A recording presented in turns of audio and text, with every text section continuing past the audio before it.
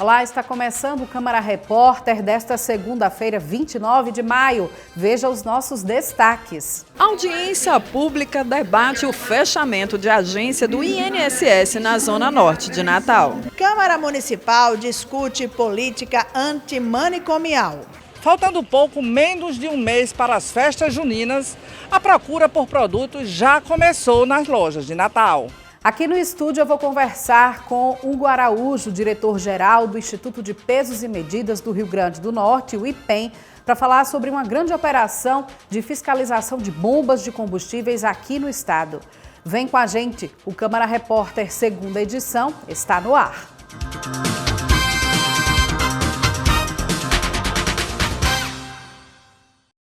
A Superintendência do INSS anunciou a mudança da agência do bairro de Igapó a partir de junho. Edesiane Moreno.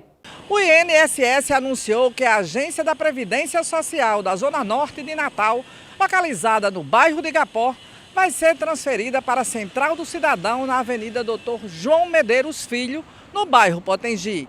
Já as perícias médicas, que representam até 60% dos atendimentos diários da unidade, vão ser transferidas para a Agência Nazaré, localizado na zona oeste da cidade, a partir de 1º de junho.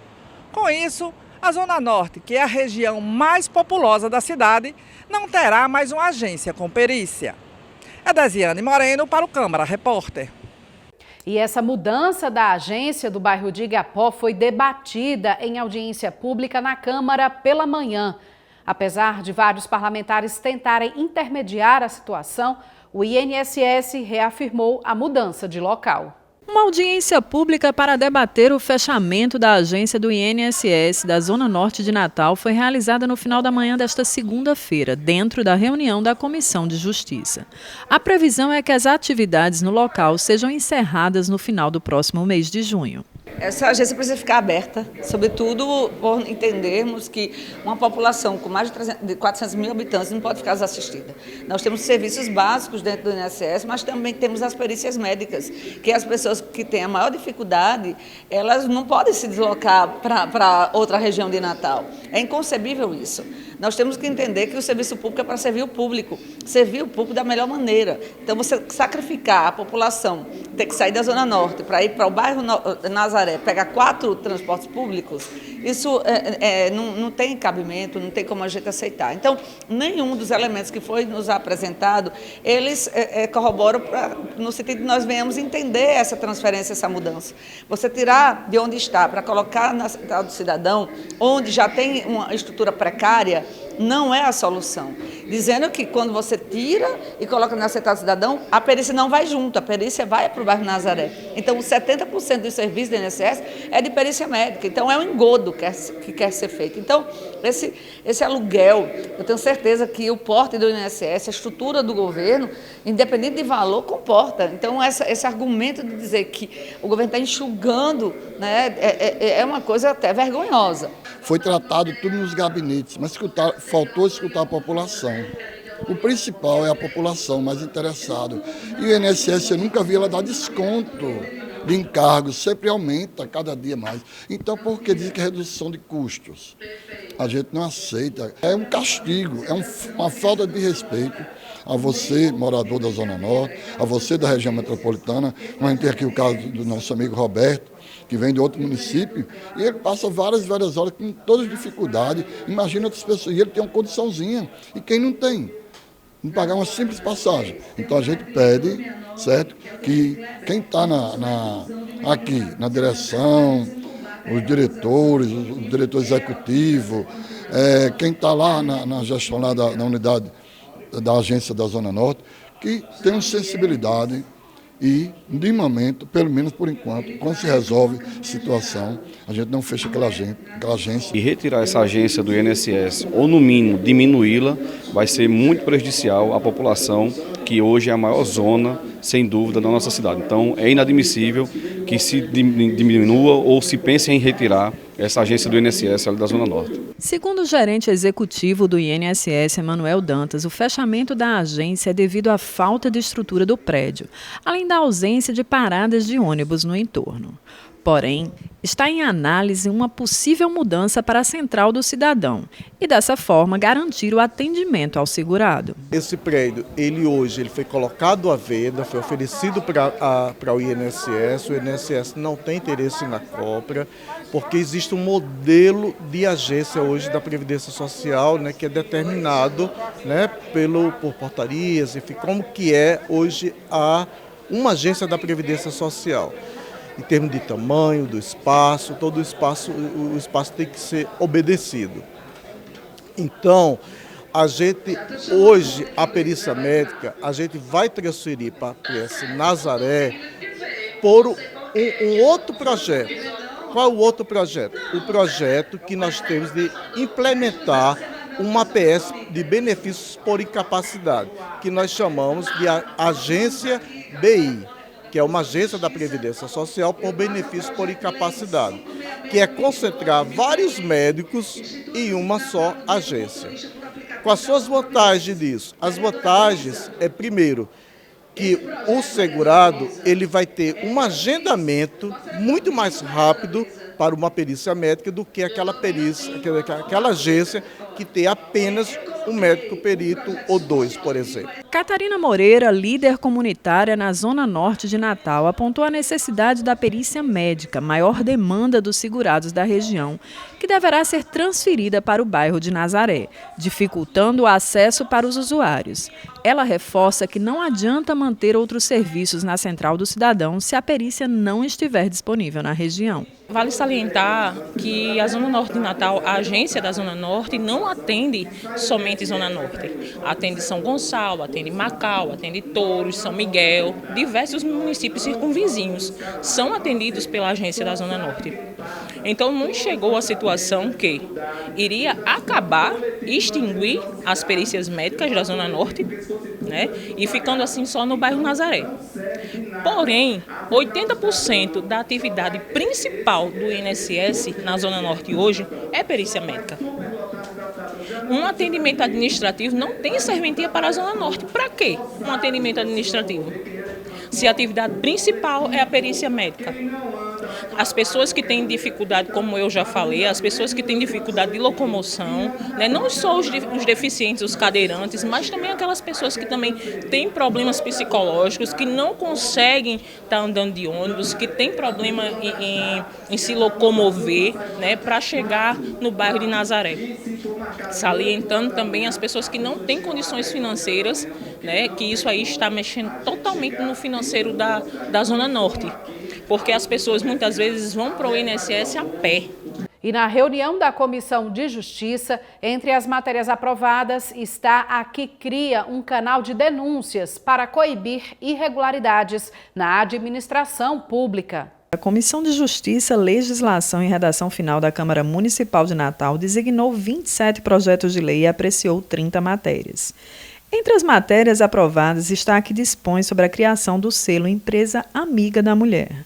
O projeto teve relatoria do vereador Preto Aquino. Aquelas empresas que aderiram ao projeto, que através de curso, de capacitação, de qualificação, também de mão de obra, aquelas mulheres que passaram por processo de violências domésticas, essas empresas também podem acolher e, de certa forma, ser agraciada com um selo através do projeto de lei que nós hoje aprovamos aqui, através da Comissão de Justiça.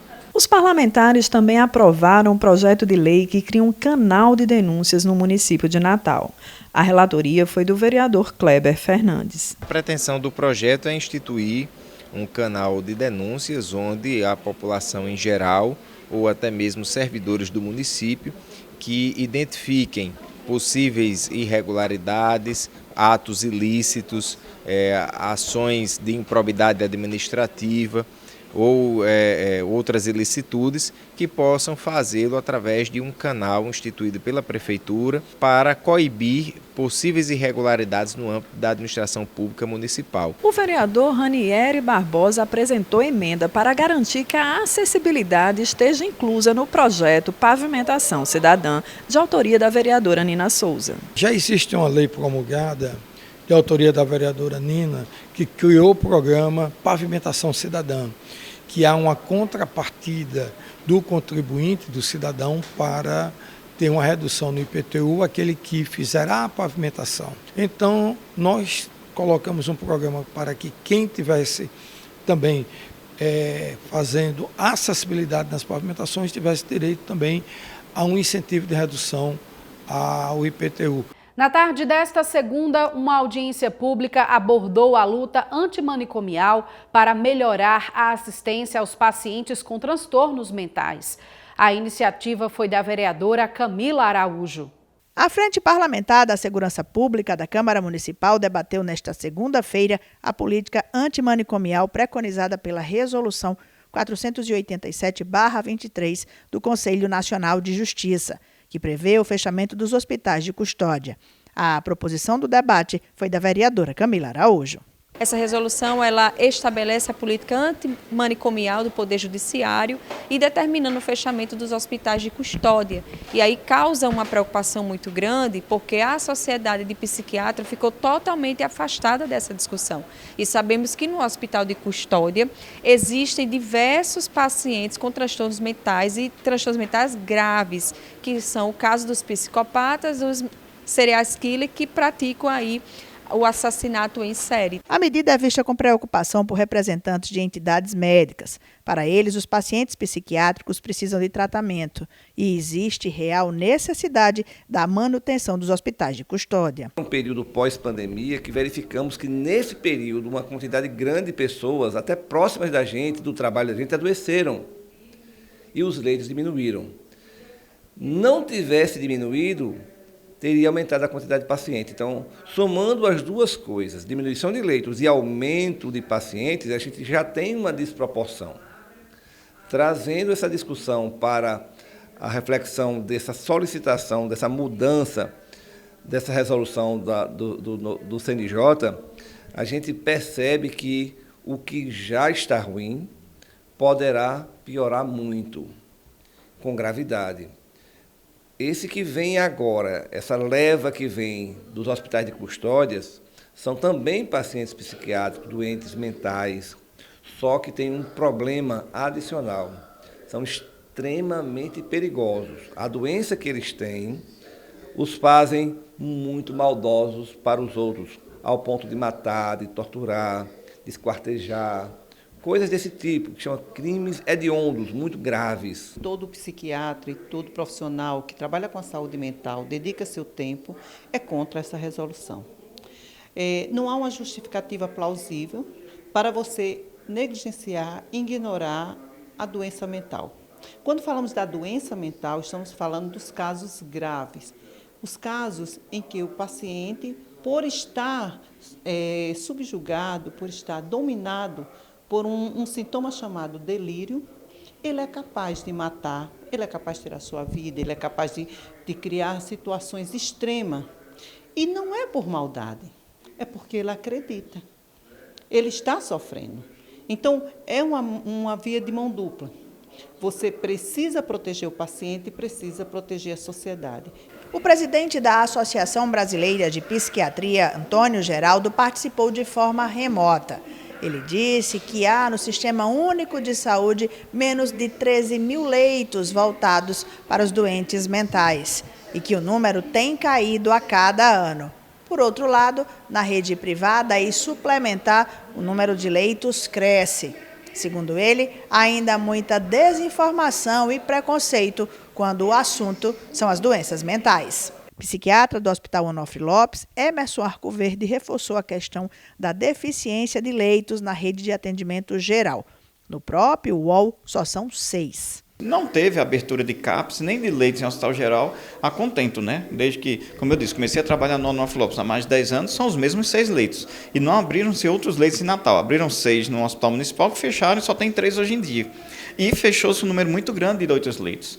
E o que a resolução fala é que você vai ter que internar esses pacientes em medida de segurança no hospital geral, onde já não tem leito suficiente para os pacientes que precisam de tratamento antes de ter conflito com a lei. Psiquiatra com 35 anos de experiência, Guaraci Barbosa destacou a importância do tema debatido no Legislativo Municipal e também se mostrou contrário à resolução. Esta audiência, iniciativa da vereadora Camila Araújo, muito importante, né? Ela, como vereadora, não é médica, muito menos psiquiatra, mas já chamou-lhe a atenção essa decisão do Conselho Nacional de Justiça, né, de desativar os hospitais de custódia. Uma medida que, no nosso modo de entender, na minha experiência como psiquiatra forense, né, com 35 anos de atividade nessa área, considero um absurdo essa decisão do Conselho Nacional de Justiça. Então, há reações, né? Nós estamos reagindo a isso, né? Políticos, inclusive aqui do Rio Grande do Norte, estão reagindo a essa decisão, que nós esperamos que ela, de fato, seja revista. A seguir, os transtornos da chuva que caiu na madrugada desta segunda em Natal. Tem também a expectativa do comércio para as vendas do período junino. Voltamos já. Respeitável público! O diagnóstico precoce faz o espetáculo da vida permanecer. Conheça os principais tipos de câncer infanto-juvenil, seus principais sinais e sintomas. Dor abdominal crônica ou recorrente, massa abdominal, irritabilidade, mancha roxa ao redor do olho, pode ser neuroblastoma. Procure o médico. Casa Durval Paiva, o espetáculo da vida não pode parar.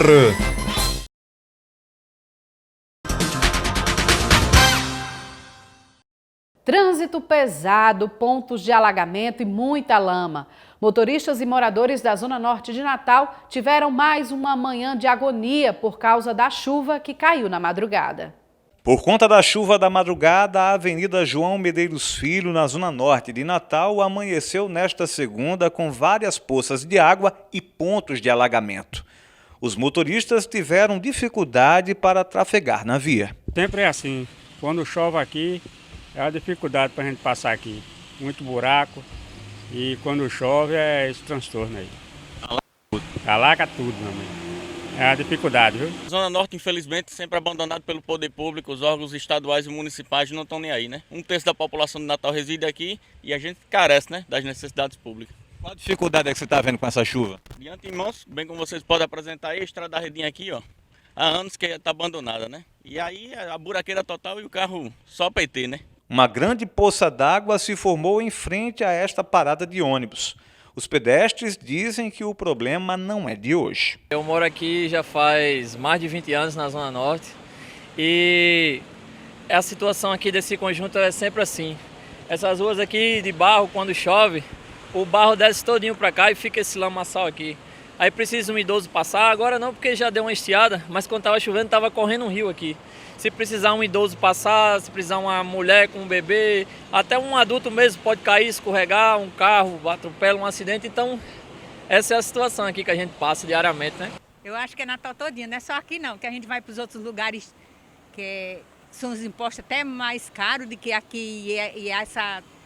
Não pode ver chuva. Natal não está preparado para chuva. E aqui na Zona Norte?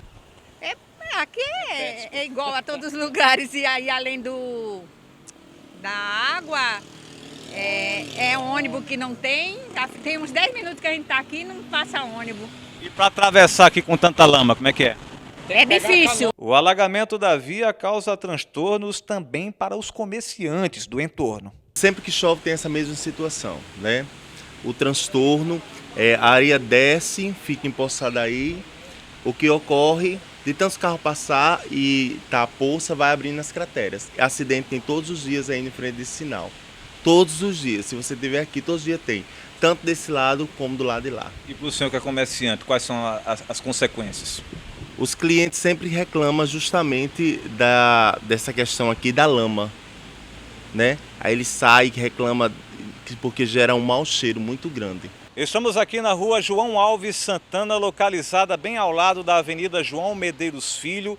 E os moradores, como vocês podem observar, ó, fizeram essa estrutura improvisada de cimento, simulando um asfalto, porque eles sofriam bastante com a chuva que cai aqui na região e forma muita lama. Os buracos também eram inúmeros aqui na rua, por isso, por conta própria, eles decidiram se juntar e construir esse asfalto improvisado. Eu estou aqui com o Romário, que trabalha aqui no mercadinho ao lado, quer dizer que foi um mutirão feito pela própria população. Foi um mutirão.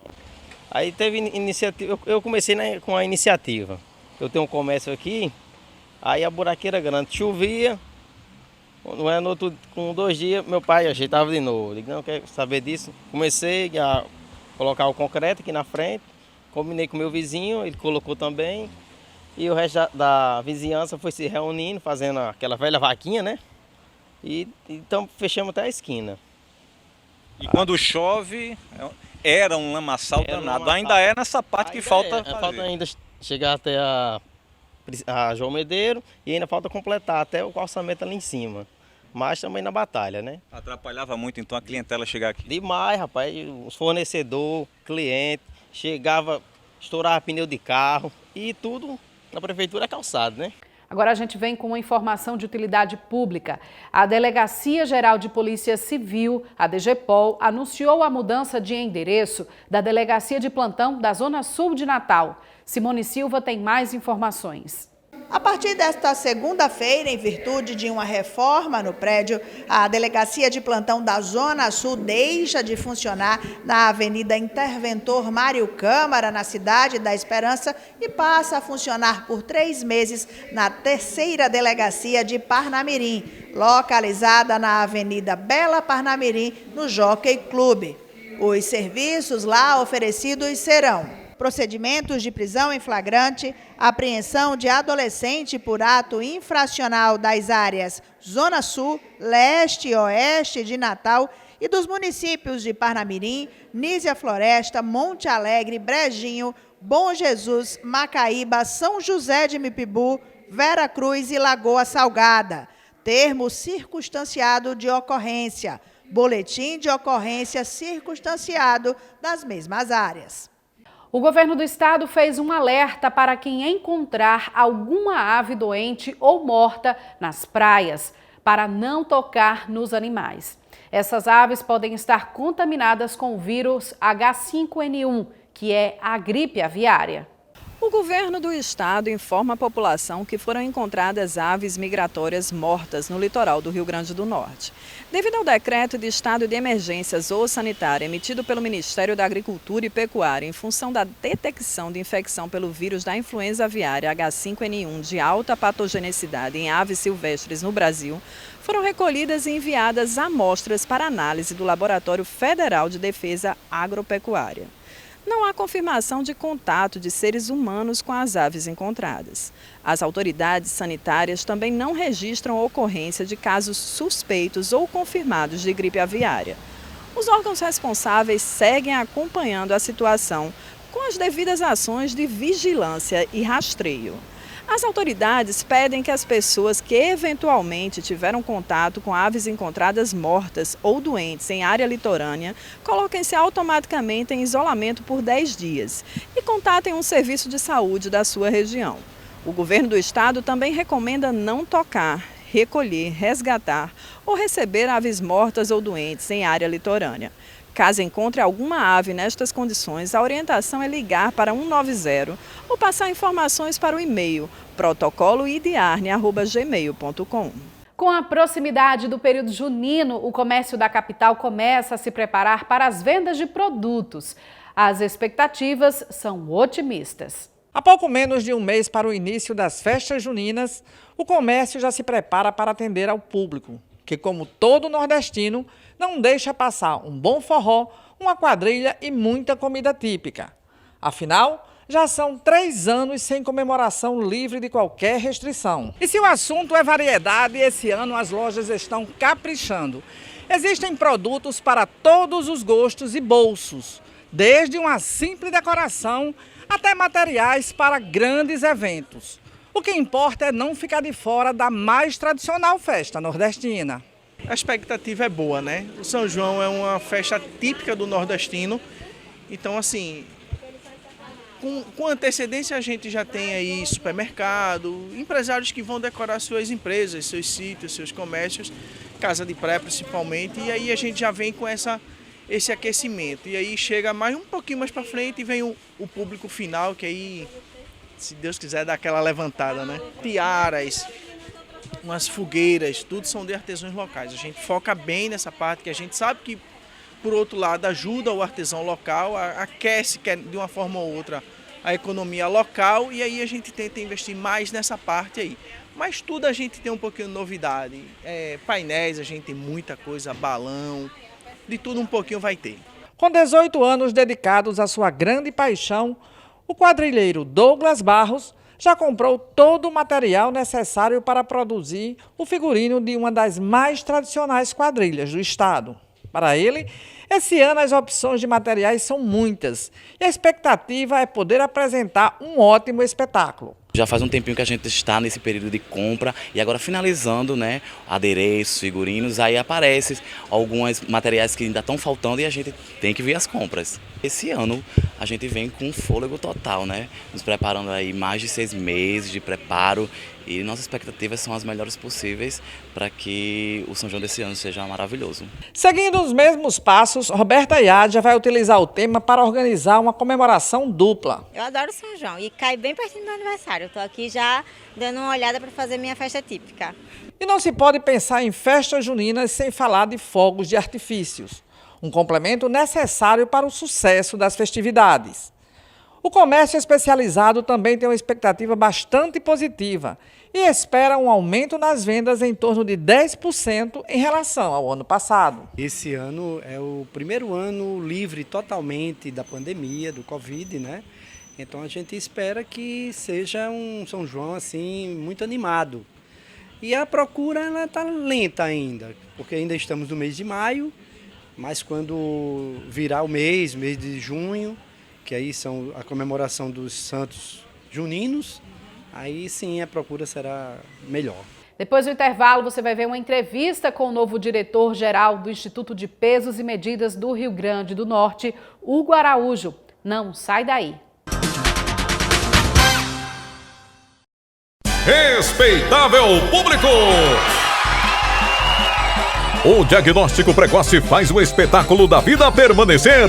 Conheça os principais tipos de câncer infanto-juvenil, seus principais sinais e sintomas. Dor abdominal crônica ou recorrente, massa abdominal, irritabilidade, mancha roxa ao redor do olho, pode ser neuroblastoma.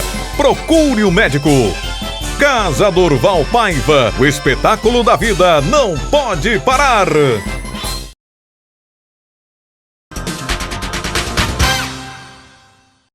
Estamos de volta com o Câmara Repórter, já recebendo aqui o nosso convidado para a entrevista de estúdio, o diretor-geral do Instituto de Pesos e Medidas do Rio Grande do Norte, Hugo Araújo. Seja bem-vindo aqui ao Câmara Repórter, Hugo, para falar dos trabalhos do IPEM. Obrigado, Larissa, pelo convite. Estamos à disposição. Hugo, na última semana o IPEM encerrou uma operação que ocorreu em todo o estado, né, verificando bombas de combustíveis. Qual o resultado desse trabalho? Isso, a gente fez uma semana de fiscalização das bombas de combustíveis, né? Fiscalizamos em 26 municípios dos 167 do estado do Rio Grande do Norte e a gente fez 936 fiscalizações, instrumentos, né? Tivemos 471 bombas de combustíveis fiscalizadas, tivemos 75 dispensas de GNV e 372 balanças fiscalizadas, né? E encontramos 56 irregularidades, que dá em torno de 6% de tudo que foi feito.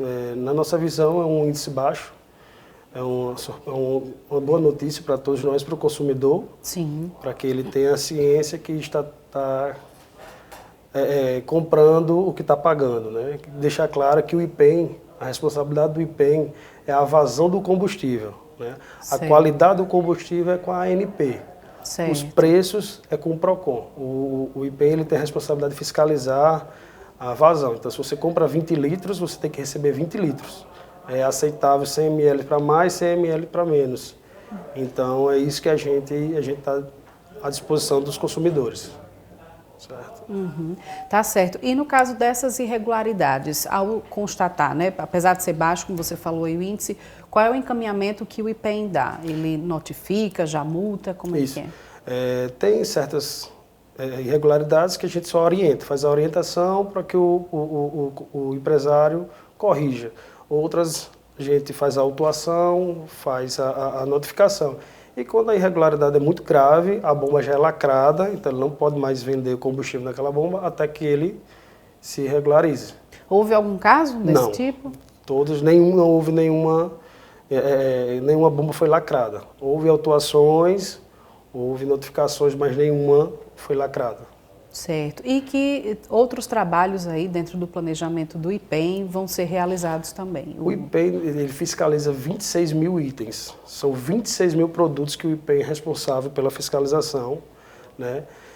E a gente está num programa nacional de orientações, né? Então, a gente teve a semana da bomba de combustível, certo? A gente teve a semana de... Falho agora... A gente teve semana passada de cronotacógrafo e essa semana é a semana dos brinquedos. É uma operação nacional que é para orientar aos lojistas, empresários, como deve proceder para não ter irregularidades, né? Nessa orientação, ela não tem autuação, não tem notificação, certo. Ela é orientativa. E a gente está se programando para que, a partir de agora, com a nossa direção, a gente tem um cronograma também do Instituto, porque a gente tem um cronograma de operações nacional. No fim do ano, o Inmetro ele passa uma relação do que tem que ser fiscalizado.